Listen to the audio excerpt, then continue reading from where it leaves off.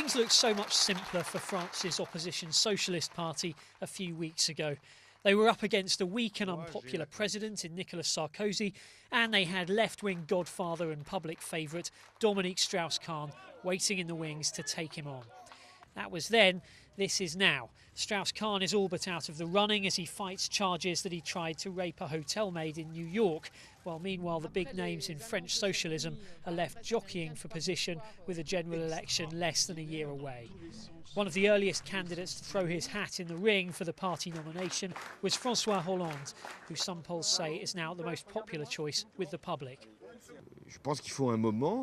I think there comes a moment when there is a breakdown, as we're seeing on the right, when there is a crisis at the head of state, a crisis of authority, a crisis of direction, when there are risks of extremists or defiance. What's needed at that moment is an embodiment of hope. But Hollande faces a stiff challenge in Martine Aubry, the party leader. Her efforts have been dogged, though, by what supporters say amounts to a smear campaign, with rumours circulating online about her drinking habits and referring to her husband as an Islamist.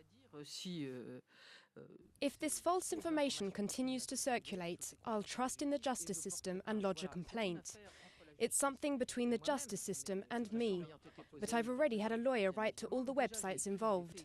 I have precise information on all of that, but I'd leave it to the justice system to judge things. I've never named any names, although it's obvious where it's coming from. But I leave all that to the justice system.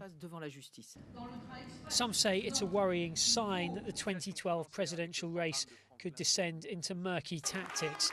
But it hasn't dissuaded 4 others from running for the socialist nomination, including former presidential contender Ségolène Royal. And though critics say the left has been in disarray since Strauss-Kahn's arrest, they still have plenty to hope for. Polls suggest that if there were an election tomorrow, Nicolas Sarkozy would be comfortably defeated by any of the top 2 or 3 socialist candidates.